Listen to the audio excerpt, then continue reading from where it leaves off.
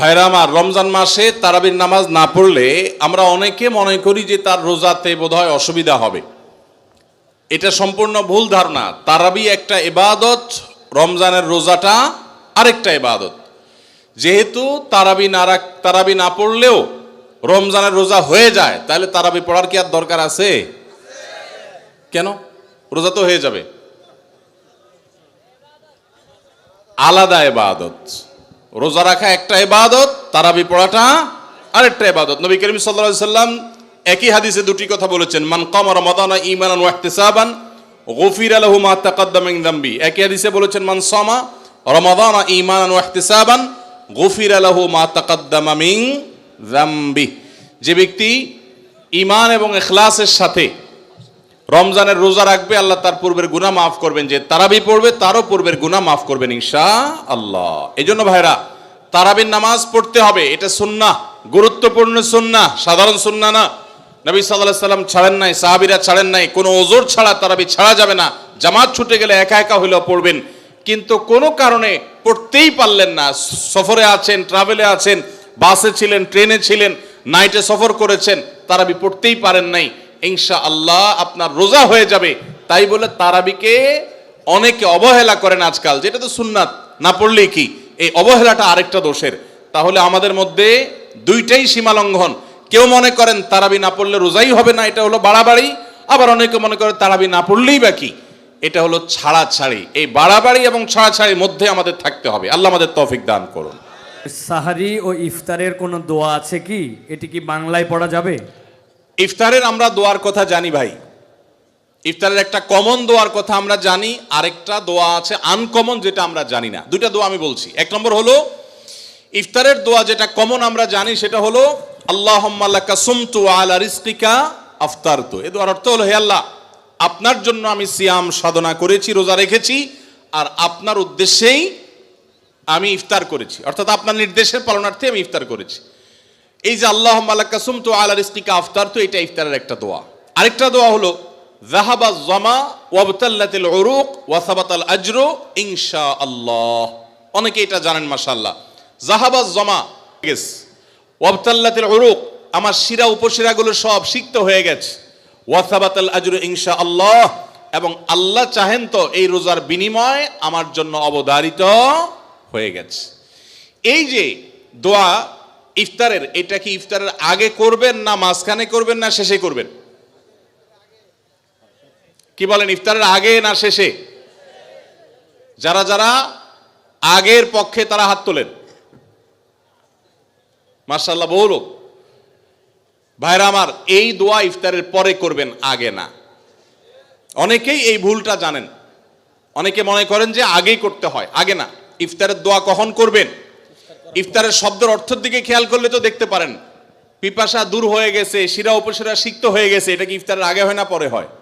তাহলে আল্লাহুম্মা লাকা সুমতু আলা রিজকিকা আফতারতু, আল্লাহ তোমার জন্য রোজা রাখলাম, তোমার রিজিক দিয়ে ইফতার করলাম, এটা কি আগে না পরে? পরে। অতএব এটা ইফতারের পর। তাহলে ইফতারের শুরুতে কি পড়বেন? বিসমিল্লাহ। বিসমিল্লাহ বলে যে কোনো খাবার খান, ইফতারও খাবেন। ইফতার খেয়ে ফেলছেন, 2-4 লোকমা খেয়েছেন, একটু পানি খেজুর খেয়েছেন, তারপরে দোয়া পড়তে পারেন। আর চাইলে একদম শেষ করেও পড়তে পারেন। আর এটা নিজের ভাষায় পড়লে হয়ে যাবে, কিন্তু সুন্নাত হবে, বেশি উত্তম হবে নবীজির ভাষায় পড়তে পারলে, সরাসরি আরবি টেক্সটটা পড়তে পারলে। আল্লাহ আমাদেরকে তৌফিক দান করুন। রোজার নিয়ত কোনটি বা কিভাবে করব? নিয়ত পড়া কি রোজা রাখার জন্য জরুরি? নিয়ত তো সমস্ত ইবাদতের জন্য জরুরি, কিন্তু নিয়ত করা জরুরি, নিয়ত বলা জরুরি না। নিয়ত করা এক জিনিস, আর নিয়ত বলা আরেক জিনিস। মুখে নিয়ত বলে আর অন্তরে নিয়ত করে। অন্তরে নিয়ত করে আর মুখে নিয়ত বলে। ইবাদতের মধ্যে নিয়ত করা ফরজ। রোজার জন্য নিয়ত ফরজ, নামাজের জন্য নিয়ত ফরজ, কিন্তু নিয়ত বলাটা ফরজ বা সুন্নত কোনোটাই না।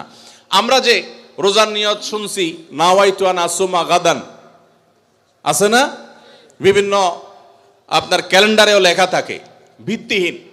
নবী করিম সাল্লাল্লাহু আলাইহি সাল্লামের কোন জয়ীফ জাল হাদিসেও এরকম রোজার কোন নিয়তের কথা কোথাও বর্ণিত হয় নাই। ইসলামের নামে নকল আমল করলে সওয়াব হবে না গুনাহ হবে? খবরদার। এই জন্য আমরা মেহেরবানি করে, আমি কি জন্য ভোর রাতে উঠছি? সারি খেতে উঠছি। সারি খেতে উঠছি মানে কালকে রোজা রাখবো, এটাই তো আমার নিয়ত। মনের ইচ্ছা আছে, ইন্টেনশন আছে, এটাই নিয়ত, মুখে আলাদা নিয়তের উচ্চারণ দরকার নাই। একজন রোজাদারের জন্য রমজানের প্রতিটি দিনের আমলের রুটিন কি হবে, কিভাবে সে তার রোজা কাটাবে?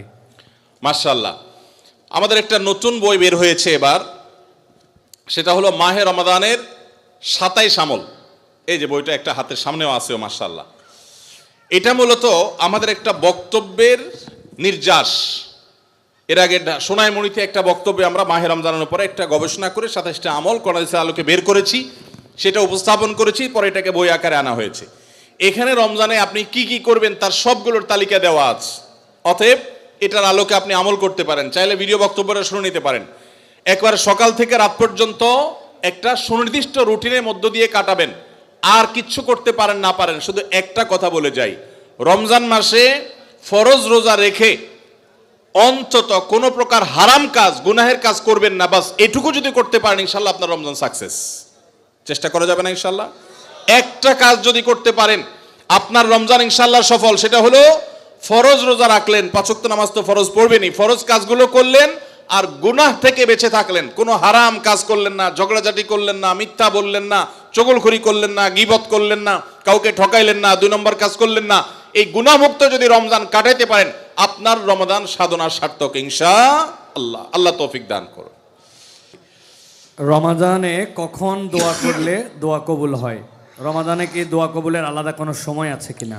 রমাদানে কখন দোয়া করলে দোয়া কবুল হয় ভাইরা? নবী সাল্লাল্লাহু আলাইহি সাল্লাম বলেছেন, সালাতুন লা তুরাদ্দু দাওয়াতুহুম, 3 ব্যক্তির দোয়া ফেরত দেওয়া হয় না। এর ভিতরে এক ব্যক্তি হলেন ওই ব্যক্তি যেই ব্যক্তিকে আল্লাহ তাআলা রোজা রাখার তৌফিক দিয়েছেন। আস-সাইমু হাত্তা ইফতির, ইফতার রাখ পর্যন্ত রোজাদারের দোয়া কবুল হয়।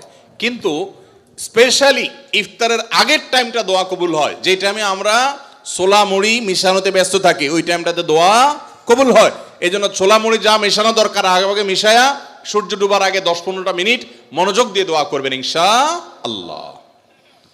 রমাদানে কিভাবে আল্লাহর কাছ থেকে ক্ষমা পাবো? গুনাহ মাফের সবচেয়ে বড় মাধ্যম কি? কিভাবে ক্ষমা চাইলে সব মাফ হয়, মেহেরবানি করে জানাবেন। ভাইরা আমার, ক্ষমা চাওয়ার জন্য আল্লাহর কাছে অনুতপ্ত হতে হবে, যে আল্লাহ যত গুনাহ করেছি আপনি মাফ করে দেন। তওবা করতে হবে, লজ্জিত হইতে হবে, অনুতপ্ত হইতে হবে। এরপরে কায়মন বাক্যে অন্তর অন্তঃস্থল থেকে আল্লাহর কাছে দোয়া করতে হবে মাফ পাওয়ার জন্য। এবং বিশেষ করে সাহারির সময়, ভোর রাত, দোয়া কবুলের সময়গুলো বেশি বেশি করে দোয়া করে ক্ষমা চাইতে হবে, ক্ষমা নিতে হবে। ইফতারের আগ মুহূর্ত এটা দোয়া কবুলের সময়, অতএব সেই মুহূর্তটা বিশেষভাবে দোয়া কবুল করতে হবে। দোয়া কবুলের যে শর্তগুলো আছে, হালাল উপার্জন, কায়মন বাক্যে দোয়া করা, মনোযোগের সাথে দোয়া করা, চোখের পানি ফেলে দোয়া করা, সেগুলো করলে আশা করা যায় আল্লাহ তাআলা ক্ষমার দোয়াও কবুল করবেন। রমাদানে কখন দোয়া করলে দোয়া কবুল হয়? রমাদানে কি দোয়া কবুলের আলাদা কোনো সময় আছে কিনা? রমাদানে কখন দোয়া করলে দোয়া কবুল হয় ভাইরা? নবী সাল্লাল্লাহু আলাইহি সাল্লাম বলেছেন, সালাতুন লা তুরাদ্দু দাওয়াতুহুম, 3 ব্যক্তির দোয়া ফেরত দেওয়া হয় না। এর ভিতরে এক ব্যক্তি হলেন ওই ব্যক্তি যেই ব্যক্তিকে আল্লাহ তাআলা রোজা রাখার তৌফিক দিয়েছেন। আস-সাইমু হাত্তা ইফতির, ইফতার রাখ পর্যন্ত রোজাদারের দোয়া কবুল হয়।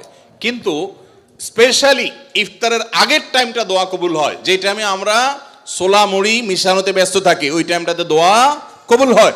এই জন্য ছোলা মুড়ি যা মেশানো দরকার আগে মিশায়া সূর্য ডুবার আগে 10-15টা মিনিট মনোযোগ দিয়ে দোয়া করবেন ইনশাআল্লাহ। রমাদানে কিভাবে আল্লাহর কাছ থেকে ক্ষমা পাবো? গুনাহ মাফের সবচেয়ে বড় মাধ্যম কি?